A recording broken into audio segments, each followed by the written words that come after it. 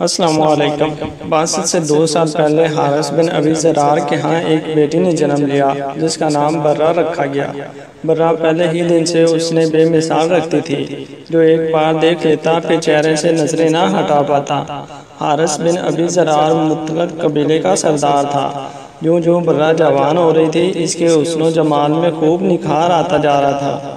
یہ والدین کی خوب لاڈلی تھی کہ جو منہ سے کہہ دیتی والدین فوراً پورا کر دیتے۔ وقت بڑی تیزی سے برہ کو بلوغت کی سرحدوں کے قریب لے جا رہا تھا، اور پھر ایک دن بلوغت کی سرحد پر پہنچ کر اس کو عبور کر گئی۔ اب اس کے والدین اس کی شادی کی فکر کرنے لگے۔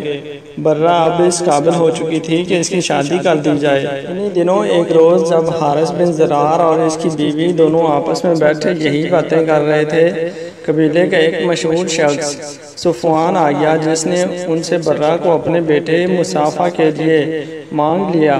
دونوں ماں باپ اس پیشکش پر بہت خوش ہوئے اور انہوں نے فوراً رشتہ برہ کے لیے قبول کر لیا، اور جلد ہی برہ اور مصافحہ رشتہ ازواج میں منسلک ہو گئے۔ کچھ عرصہ تو یہ دونوں بہت خوش و خرم زندگی گزارتے رہے، مگر پھر ایک رات برہ اپنی خوابگاہ میں آرام کر رہی تھی کہ اس نے خواب دیکھا یثرب کی طرف سے چاند نکلتا آ رہا ہے، یہاں تک کہ وہ اس کے قریب آیا اور اس کی آغوش میں اتر گیا۔ برہ نے اتنا ہی دیکھا تھا کہ فوراً اس کی آنکھ کھل گئی۔ وہ خواب کے بارے میں سوچنے لگی، اس خواب کی تعبیر کیا ہو سکتی ہے؟ یثرب نے تو اس وقت محمد صلی اللہ علیہ وسلم کا دین عروج پر ہے، تو کیا یہ چاند محمد صلی اللہ علیہ وسلم ہے؟ نہیں، ایسا نہیں ہو سکتا۔ میرا شوہر، میرے والدین اور میرا قبیلہ تو محمد صلی اللہ علیہ وسلم کا بہت بڑا دشمن ہے، یہ کیسے ممکن ہے؟ برہ نے اس خواب کا ذکر کسی سے نہ کیا، مگر نہ جانے دل میں اس نے خواب کی کیا تعبیر لی اور مسکرا دی۔ جب اگلی صبح اٹھی تو چہرہ جیسے پہلے سے بھی زیادہ حشاش بشاش تھا۔ برہ کے شوہر مصافحہ نے پوچھا کہ کیا بات ہے، آج تم خلاف معمول خوش نظر آ رہی ہو۔ برہ نے شوہر کو اصل حقیقت نہ بتائی اور بات کو ٹال دیا۔ انہی دنوں برہ کے والد حارث بن زرار نے مدینہ پر یلغار کی نیت سے تیاریاں شروع کر دیں۔ وہ اور اس کا قبیلہ مسلمانوں کی بڑھتی ہوئی طاقت کو کسی صورت قبول نہیں کر سکتے تھے۔ بس جیسے ہی انہوں نے جنگ کی تیاریاں شروع کیں، اس کی خبر پیغمبر آخر الزمان محمد صلی اللہ علیہ وسلم تک بھی جا پہنچی۔ آپ نے تقریباً 1000 کے مجاہدین کے لشکر کے ساتھ بنی مطلق کی طرف کوچ فرمایا، اور اس سفر میں آپ کے ہمراہ ام المومنین حضرت عائشہ اور ام سلمہ بھی تھیں۔ دوسری طرف حارث بن زرار اور اس کے قبیلے کے جو ہی پیغمبر اسلام کے لشکر کی خبر ملی تو انہوں نے رائے فرار اختیار کرنے میں ہی عافیت سمجھی، مگر قبیلہ میں موجود چند افراد نے صفیں باندھ لیں اور مسلمانوں پر تیروں کی برسات شروع کر دی۔ انہوں نے خوب ڈٹ کر مقابلہ کیا، لیکن لشکر اسلام کے سامنے زیادہ دیر نہ ٹک سکے اور میدان چھوڑ کر بھاگ کھڑے ہوئے۔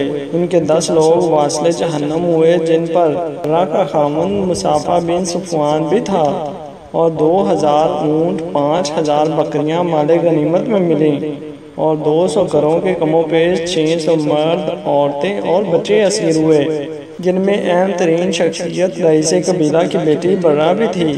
مال غنیمت کو مجاہدین میں بانٹ دیا گیا اور قیدیوں کو لوگوں میں تقسیم کر دیا گیا۔ برہ بنت حارث حضرت ثابت بن قیس بن شمع رضی اللہ تعالیٰ عنہ اور ان کے چچا زاد بھائی کے حصے میں آ گئی۔ برہ نے حضرت ثابت سے کہا کہ میں مکاتبہ بننے کے لیے تیار ہوں، یعنی آپ جو رقم چاہتے ہیں میں آپ کو دوں گی، مگر اس کے بدلے آپ مجھے آزاد کر دیں گے۔ چنانچہ حضرت ثابت نے برہ سے کہا، ٹھیک ہے، آپ مجھے 9 اوقیہ سونا دے دیں، میں آپ کو آزاد کر دوں گا۔ اب یہ معاملہ تو طے ہوا، مگر برہ کے پاس دینے کے لیے اتنا سونا نہیں تھا۔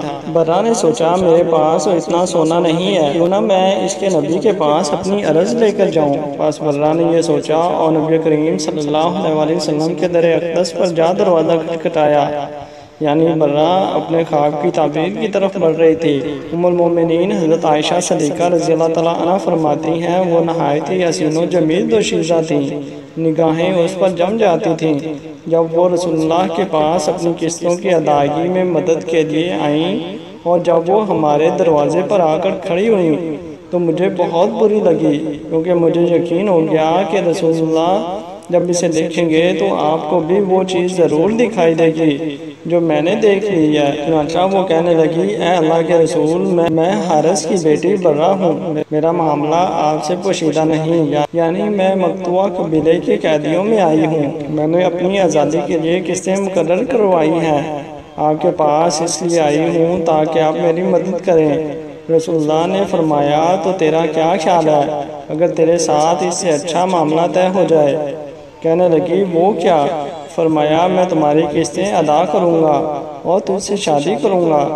برہ کو تو جیسے اپنے کانوں پر یقین نہ آیا، فوراً وہ خواب ذہن میں تازہ ہو گیا۔ برہ نے ایک لمحہ بھی سوچے بغیر کہا، مجھے منظور ہے۔